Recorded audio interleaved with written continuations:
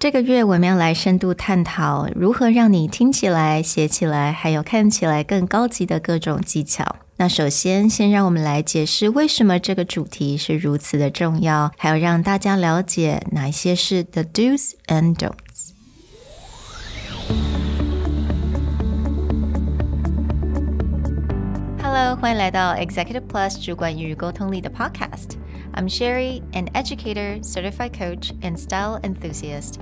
我相信专业有效的沟通是语言跟逻辑的完美结合。And I'm Nick, a startup consultant, corporate trainer, and late-night gaming junkie. I believe great communication requires the right mindset and solid frameworks. 我们希望带给大家职场英语的技能、跨文化沟通技巧与其他能帮助您成为出色领导者的工具。Join us each week as we share our experience, research, and methodologies to take your communication and language skills from good to great.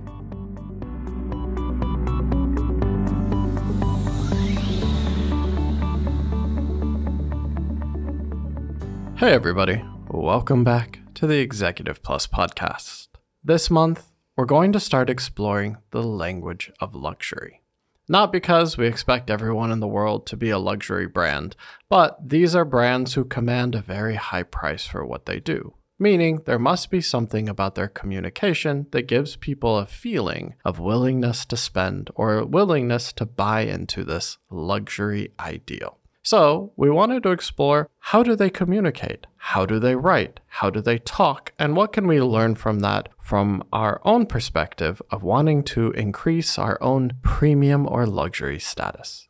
那这个月呢，我们就来探讨一些不同的品牌，他们是如何用他们的语言让大家感觉它是非常高级的。Brands such as Patek Philippe, Hermes, Rolex, Sotheby's, and many, many, many more. 那当然，我们也想要先来解释一下为什么我们要来探讨这个主题 and what's so important about sounding or writing or looking expensive. Now, all of the brands that Sherry just listed sound expensive. But what makes them sound expensive? Is it just because there's a price tag in your mind associated with it? Or for a lot of these brands, there's certain heritage, there's certain quality feelings, there's certain levels of how they present themselves. So when we talk about the idea of the language of luxury or sounding expensive, what we're actually going to explore is a lot of different categories, like how does a brand build respect? These heritage brands that have been around for hundreds of years. It's not just because they're expensive, because there's a certain well-respected feeling connected to them. Or something that is well-educated. Maybe it's very high level because of the amount of sophistication that goes into it. Knowledge, well-informed. These are experienced brands or experienced products. And this all kind of leads to an idea of credibility. How is it that a brand can command such a high price over and over again? It's often because people feel they are credible. They believe that you get what you pay for. Yeah.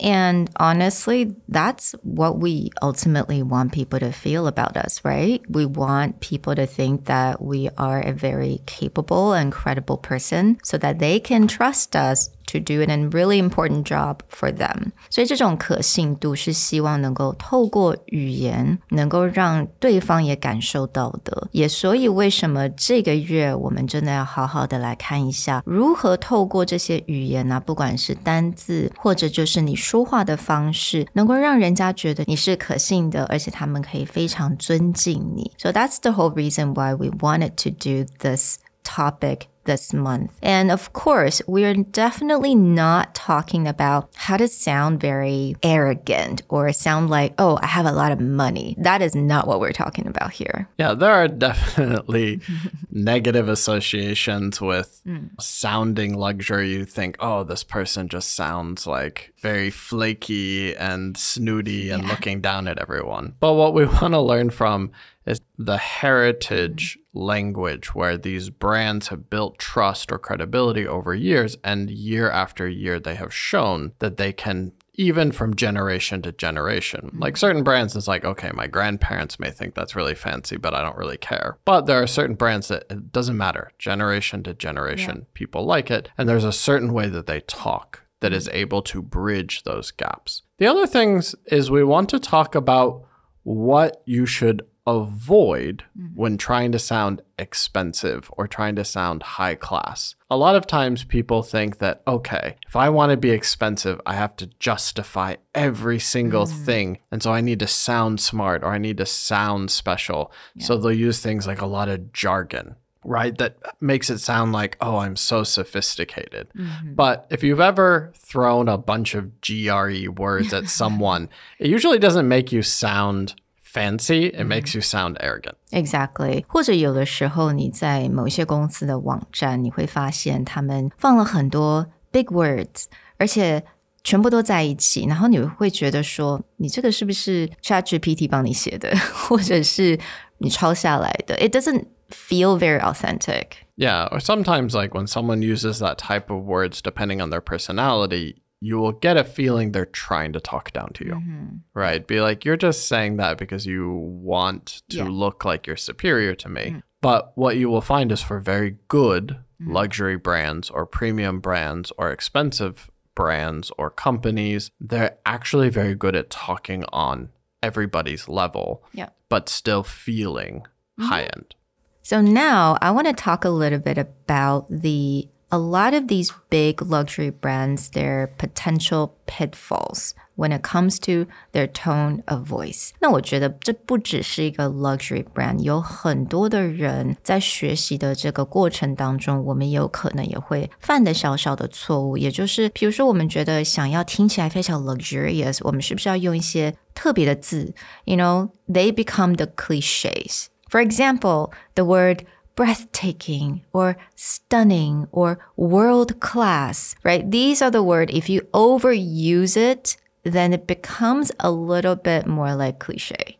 What you'll actually find is brands will find ways not to only be cliche, but they'll actually still talk to who their user is. Rolex, right? As soon as I say that name, people start seeing dollar signs in their head. But Rolex actually has been a brand that has about functionality, right? The original thought of Rolex was not be the most expensive watch in the world. The original thought behind Rolex is you will probably only buy one really good watch in your lifetime. So it needs to be very functional and additional to being luxury. So if you go and look at their website, a lot of their copywriting is about that functionality in extreme environments. So here's an example. They write, legible and durable. Explorer and Explorer 2 watches are designed to accompany those who push back the boundaries of human knowledge. Explorer 2, thanks to its 24-hour display, the Explorer 2 accompanies those who venture into the unknown, where the boundary between day and night is blurred. And the imagery behind this is someone climbing in like an ice cave or someone out there really exploring the wilderness. This is a watch that they feel is meant to be used. So super expensive, but they're not just going, oh, we're just world class and beautiful. Or using the word like quality, timeless. Yeah, because when you mentioned that Rolex and you mentioned that the first thing a lot of people would think about is the dollar sign. When I think about Rolex, 我觉得我第一个会想的就是爸爸 dads. It's like everyone's dad probably have one Rolex and they'll pass it on to their kids. Right. Like I know my grandfather has several for many generations, like my grandparents' generation, parents' generation. A lot of companies would reward longtime employees with a Rolex, right? Because this was long-lasting commitment, so you get a watch that lasts forever. But a lot of these things were meant to be passed down. Now, another pitfall that some luxury brands would do is that using too much of a passive voice. 就是这种被动式的语言。被动式的语言呢，有的时候听起来是好像比较 mysterious， 有一点点的一些神秘感 right？ 但是呢，你用了太多，你就会发现it sounds a bit more pretentious now. So a lot of times brands will just sound very lofty and paint a picture. And while you can paint a story or a picture really effectively, sometimes it just seems too airy and there doesn't seem to be a lot of bite to it. But for really good brands, they tend to be a little bit more active. Now, when we say luxury, you're probably thinking super expensive, but you can also look at premium brands. Let's say Lululemon, right? Lululemon in the yoga pants scale of expensiveness is pretty high up there. But a lot of their language, of course, is very active. It's pushing forward. It's about movement. But they still command that premium price level, right?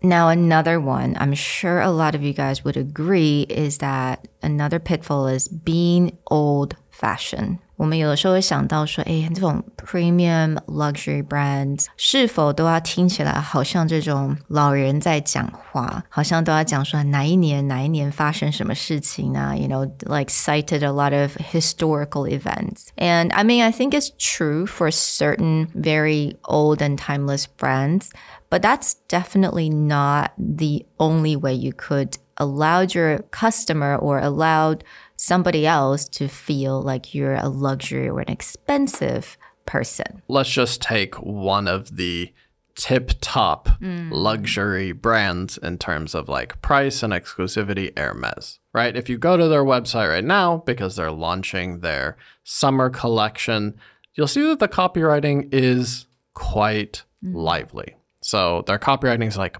bold color. In an explosion of joy, pigments reveal the colorful take on the season's collections loud and clear. And they actually call their collection Cave of Wonders.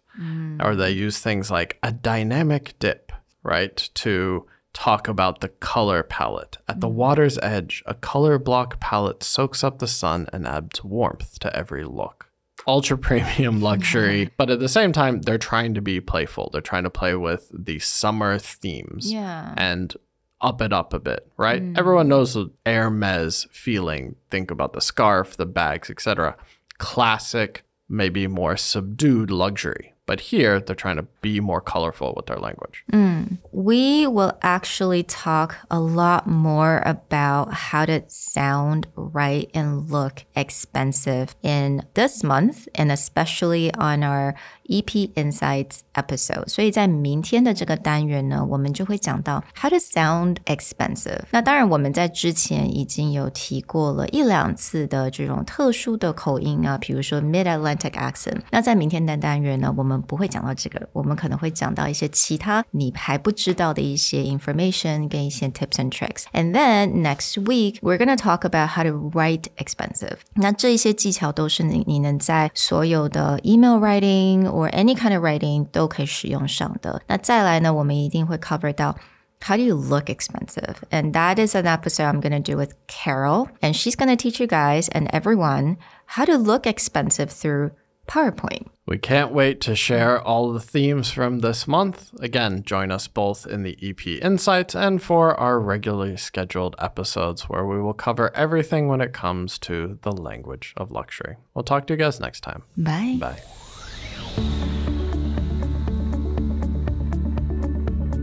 The Executive Plus podcast is a Presentality Group production, produced and hosted by Sherry Fang and Nick Howard. You can search us on Facebook, 主管英文 Executive Plus.